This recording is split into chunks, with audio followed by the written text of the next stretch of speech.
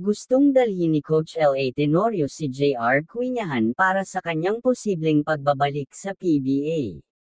Ayon sa mga ulat, si J.R. Quinahan ay walang suspension sa PBA at bukas sa posibilidad na bumalik sa liga. Kamakailan, siya ay nagpakita ng kanyang kabayanihan sa Cebu nang tulungan niya ang mga biktima ng baha. Si J.R. Quinahan ay may 15 taong karanasan sa PBA at dating miyembro ng Rain or Shine Elasto Painters, kung saan nanalo siya ng 2 PBA Championship. Siya ay kasalukuyang naglalaro sa MPBL para sa Valenzuela Classic. Hindi pa malinaw kung may mga plano si Coach L.A. Tenorio na dalhin si J.R. Quinahan sa kanyang koponan, ngunit ang kanyang karanasan at kakayahan ay siguradong magiging magandang dagdag sa anumang koponan. Maaaring kuhanin ni Coach L.A. Tenorio si J.R. Quinahan sa Magnolia Hotshots, ngunit hindi pa ito opisyal na kinukumpirma. Kung kuhanin ni Coach L.A. Tenorio si J.R. Quinahan, ito ay magiging isang veteranong dagdag sa koponan ng Magnolia Hotshots, lalo na sa kanyang karanasan at kakayahan sa pag-shoot at pag-rebound. Si J.R. Quinahan ay isang versatile na manlalaro ng basketball na may kakayahan na makatulong sa Magnolia Hotshots sa maraming paraan dahil siya ay isang mahusay na shooter.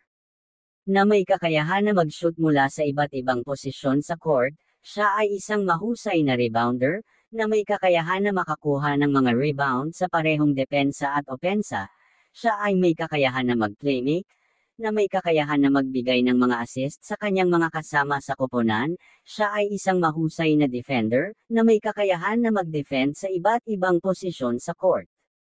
Kung makukuha ng Magnolia Hotshots si J.R. Quinahan, ito ay magiging isang malaking dagdag sa kanilang koponan, lalo na sa kanyang karanasan at kakayahan sa pag-shoot at pag-rebound.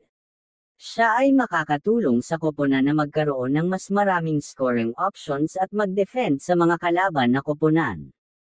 Marami nga ang nagsasabi na bakit hindi na lang si Mark Pingris ang kuhanin nila imbes si J.R. Quinahan.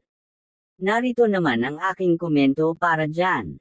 Si Mark Pingris ay isang alamat ng PBA at isang mahusay na manlalaro ng basketball, ngunit siya ay nagretiro na sa profesional na basketball. Siya ay nagretiro sa PBA noong 2019 at kasalukuyang naglalaro sa MPBL sa koponan ng Binyan Titangel. Si J.R. Quinahan naman ay isang aktibong manlalaro ng basketball na kasalukuyang naglalaro sa MPBL at bukas sa posibilidad na bumalik sa PBA.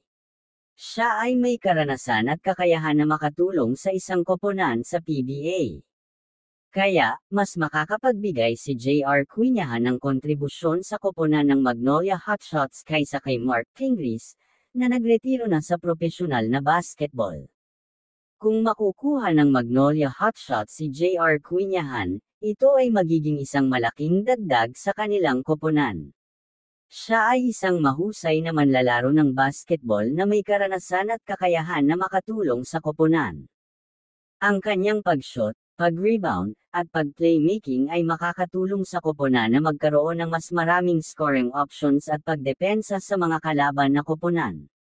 Siya ay isang versatile na manlalaro na makakapagbigay ng kontribusyon sa iba't ibang aspeto ng laro. Kaya, ang pagkuha kay J.R. Quinahan ay isang magandang hakbang para sa Magnolia Hotshots, at inaasahan na makakapagbigay siya ng magandang laro sa koponan. Ito ay opinyon ko lamang at hindi lehitimong nanggaling sa PBA o alinman sa koponan sa PBA. At yan ang aking opinyon para sa usapin na ito. Kung may opinyon kayo about sa ating topic, pakikomento nyo lang sa ibaba ng ating video ang inyong mga opinyon para mapag-usapan natin yan. At kung umabot ka naman dito, paki-subscribe mo naman ang ating channel para updated ka sa mga bagong upload natin. Yun lamang po at maraming salamat po sa inyo.